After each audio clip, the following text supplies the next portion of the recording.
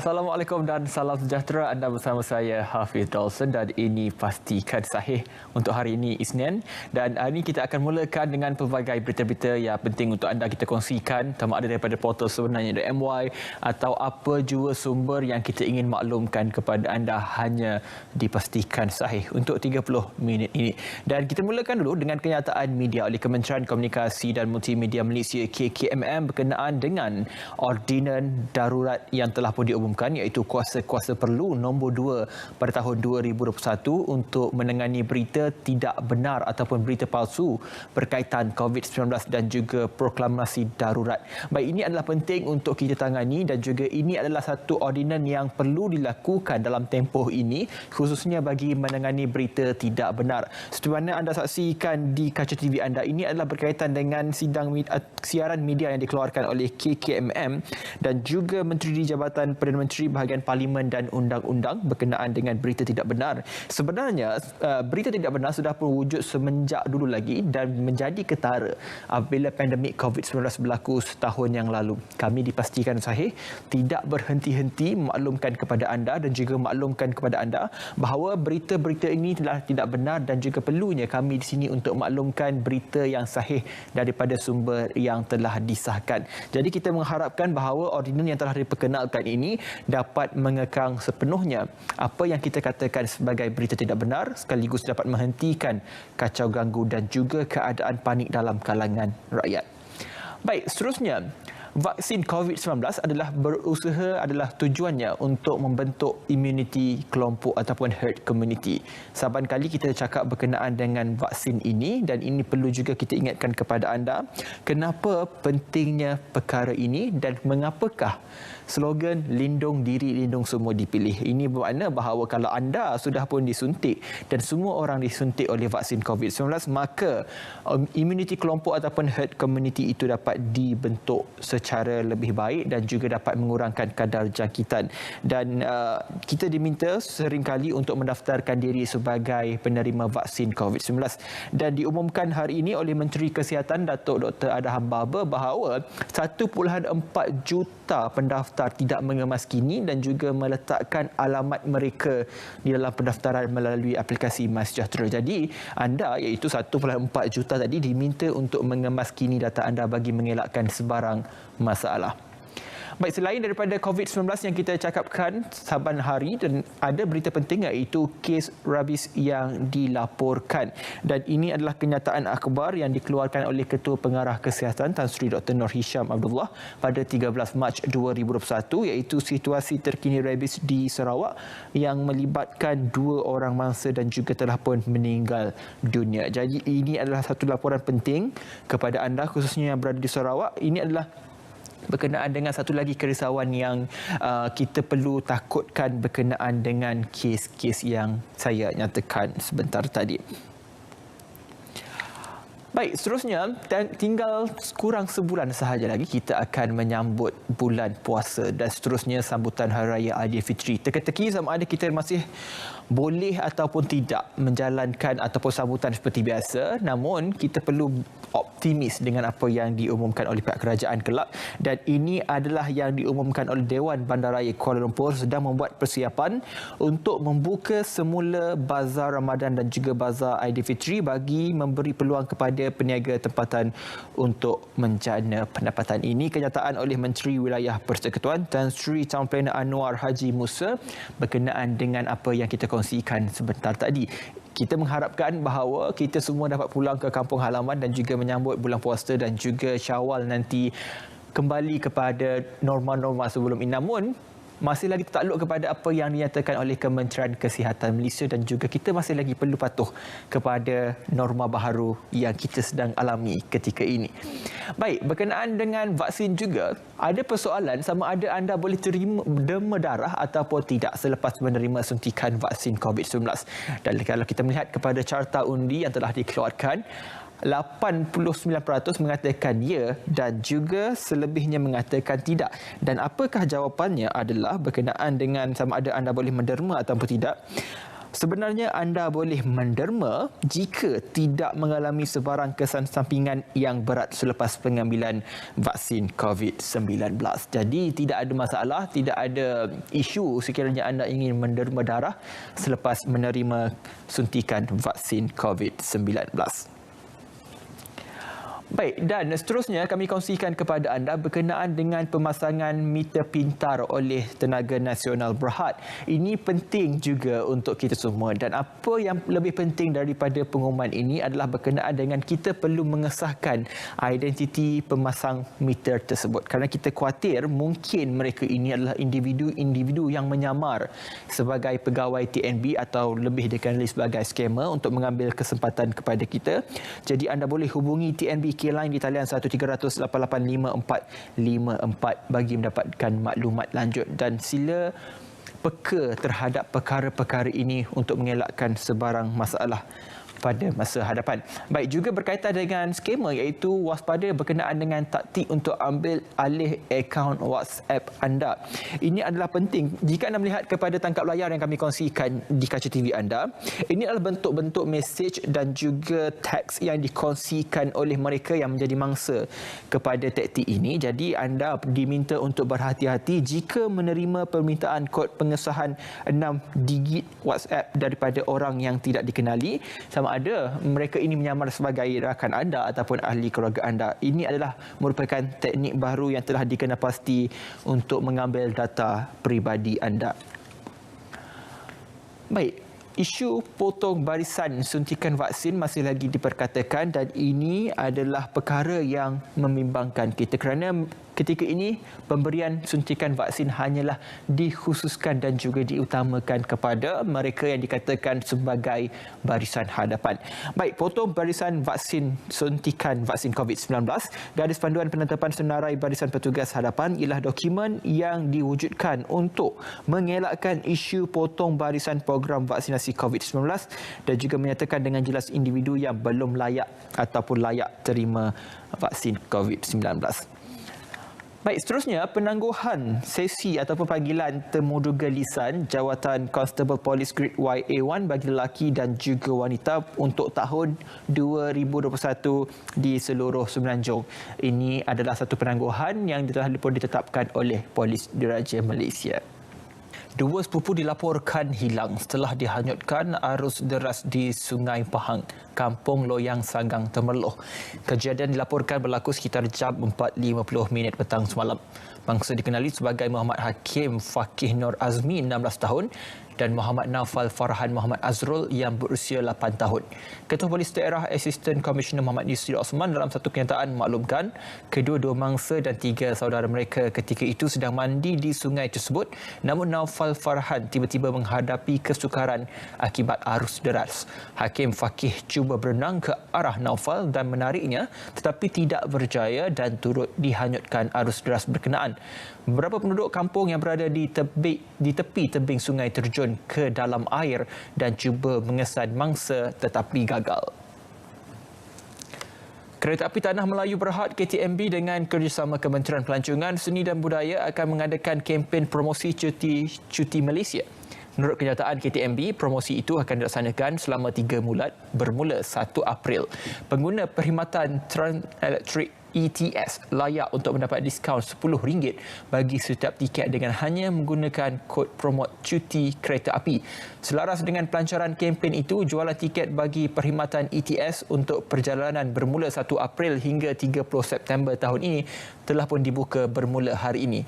24 perkhidmatan ETS disediakan dengan menggunakan jadual waktu sedia ada.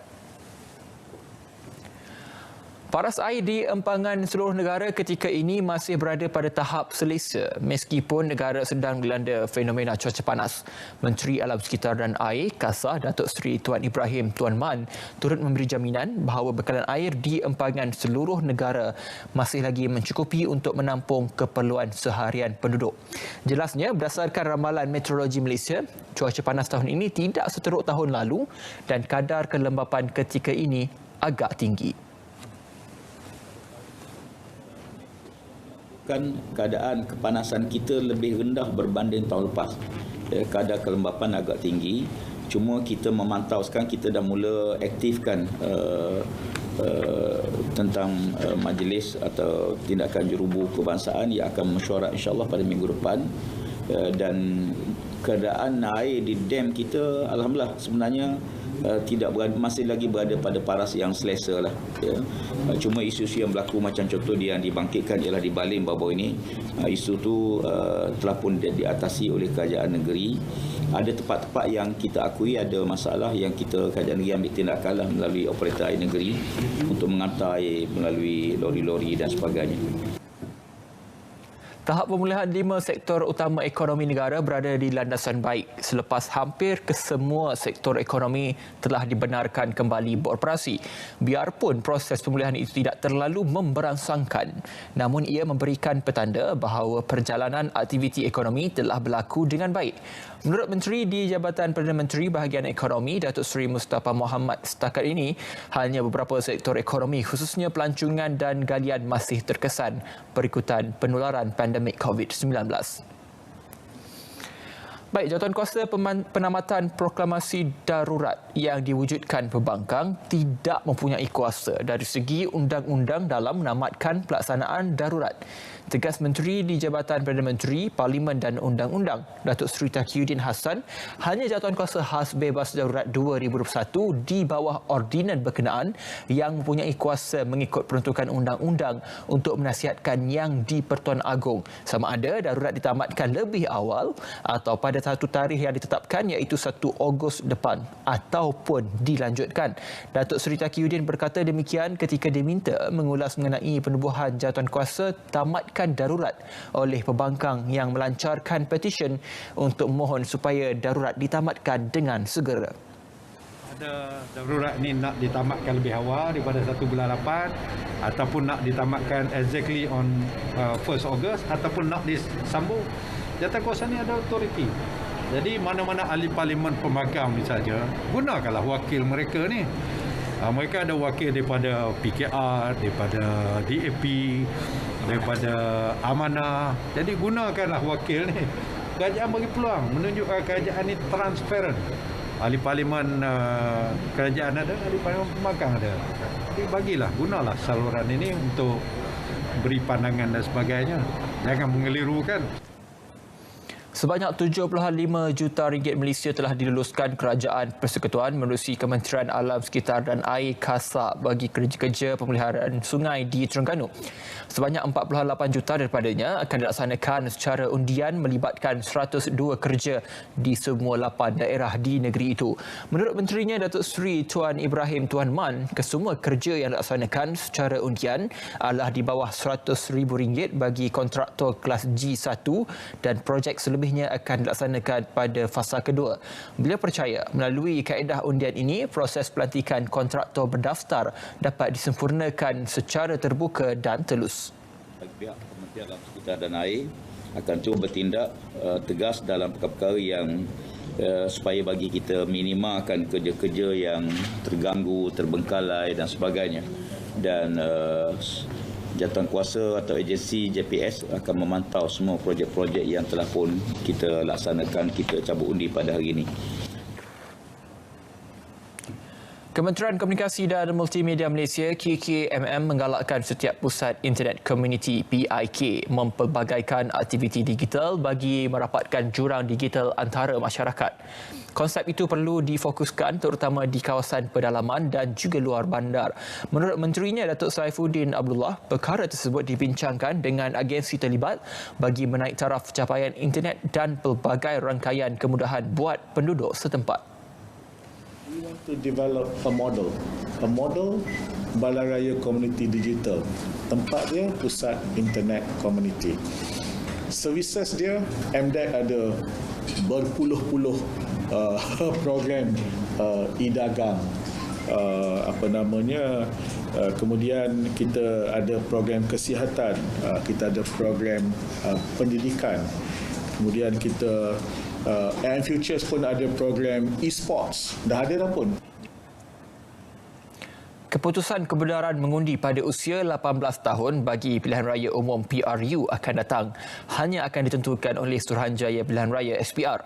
Menteri di Jabatan Perdana Menteri, Parlimen dan Undang-Undang Datuk Seri Taqiyuddin Hassan berkata pihaknya belum menerima sebarang maklumat lanjut daripada SPR berhubung perkara berkenaan. 10 Mac lalu Yang di-Pertua Dewan Negara Tan Sri Dr. Rais Yatim menyatakan kelayakan mengundi pada PRU di usia 18 tahun yang sepatutnya berkuat kuasa Julai ini tidak dapat diteruskan walaupun Dewan Rakyat sudah meluluskan RUU Perlembagaan Pindaan 2019. Undi 18 tahun adalah urusan SPR, Suruhanjaya Pilihan Raya.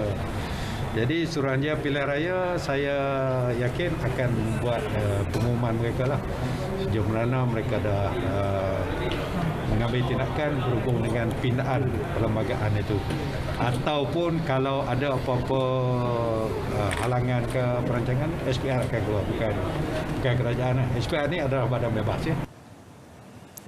Baik, perkembangan berikutnya. Dakwaan berhubung kompaun pelanggaran prosedur operasi standard SOP Perintah Kawalan Pergerakan Bersyarat PKPB dikeluarkan di kampung rapat yang dipaparkan di laman sosial Facebook Kuan Chi Heng adalah tidak benar.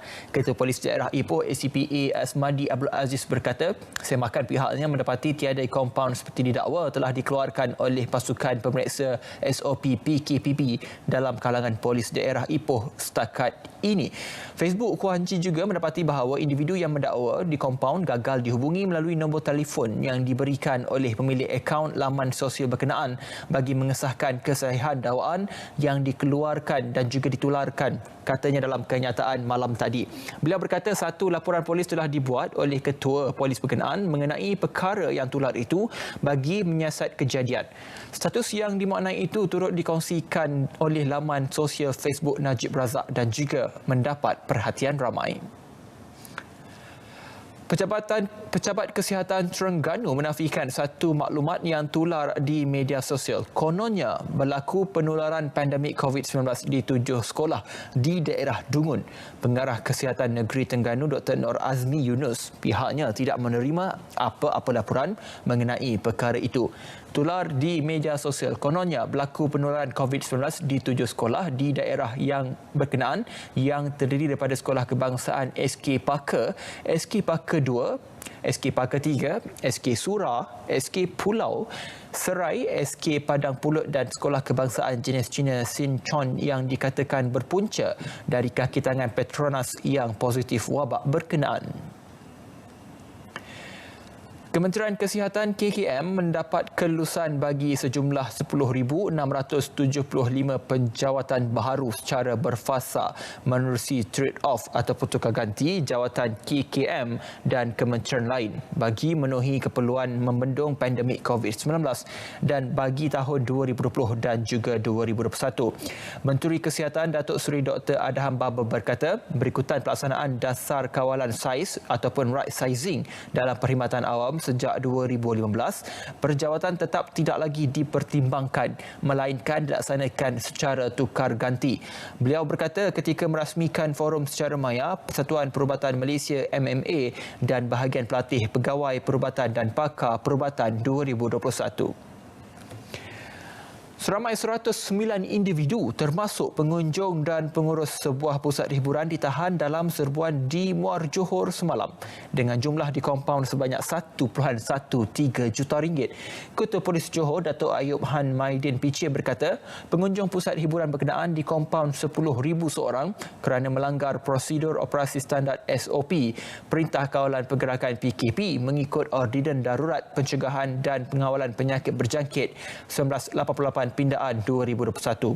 Beliau berkata premis yang tidak mempunyai lesen berkenaan sudah 2 kali diserbu sebelum ini iaitu pada 26 Februari dan 10 Mac lalu. Bicara naratif malam ini akan bersiaran seperti biasa dengan tajuknya Malaysia Prihatin. melindungi nyawa dan kehidupan bersama dengan Dr. Kamarul Zaman Haji Yusof, Pensyarah Kanan Kolej Undang-Undang Kerajaan dan Pengajian Antarabangsa Colgis Universiti Utara Malaysia UUM pada malam ini pada jam 9 malam di saluran berita RTM dan juga My Fairview 123. Dan seterusnya, bengkel tanaman hidroponik iaitu terhad kepada 10 peserta sahaja iaitu pada 17 bulan 3 2021 pada Rabu bermula 8 pagi hingga 5 petang di Neskill Academy nombor 1A Jalan Ledang 25 Taman Bukit Tiram. Jadi jangan lepaskan peluang yang telah diberikan ini. Baik, seterusnya kempen pengumpulan buangan e-waste 31 Mac 2021 Rabu iaitu bertempat di Jabatan Alam Sekitar Negeri Terengganu pada jam 10 pagi hingga 1 tengah hari. Jadi penduduk di kawasan sekitar khususnya di Negeri Terengganu untuk sama-sama menyertai kempen berkenaan. Baik, seterusnya, kursus asas kerja kayu. Ini adalah juga penting dan juga 10 orang peserta sahaja setiap sesi, penginapan dan allowance disediakan dan syarat-syarat yang telah ditetapkan adalah berumur 18 tahun hingga 35 tahun dan tidak bekerja. Terdapat 2 sesi iaitu 22 Mac hingga 31 Mac dan juga sesi 2 akan berlangsung pada 1 April hingga 10 April 2021. Bertempat di Ampang, Selangor. Anda boleh imbas QR code di kaca TV anda untuk maklumat lanjut. Baik, seterusnya, Road to Ramadan Virtual Race. Ini adalah berkenaan dengan satu larian secara maya untuk kita menuju kepada bulan Ramadan. Ini adalah satu acara yang diadakan secara dalam talian pada 24 April 2021. Pelbagai hadiah menarik menanti anda. Baik, seterusnya juga berkaitan dengan bengkel kali ini iaitu e-bengkel pengurusan keuangan My Money and Me yang akan dirasmikan secara maya oleh YB Senator Tengku Datuk Seri Zafrul Tengku Abdul Aziz di zon-zon yang telah dinyatakan seperti di kaca TV anda. Ini adalah program dengan kerjasama AKPK, Bank Negara Malaysia, FIM, HDN, Suruhanjaya Security Malaysia dan juga Invest Smart. Baik, seterusnya, lepak online kesukarelawanan di dalam belia bersama dengan panel Muhammad Azwan Ramli iaitu daripada Karisma dan juga moderatornya Coach Kid Kawan Meru bertempat di medium di FB Live pada 9 malam hingga 10 malam pada 16 Mac 2021 iaitu Selasa. Baik, Hebahan tadi mengakhiri Pastikan Sahih edisi hari ini. Terima kasih kerana menonton Pastikan Sahih. Terus berada di rumah dan juga jaga jarak selamat. Sama-sama kita putuskan rantaian COVID-19. Assalamualaikum dan jumpa lagi.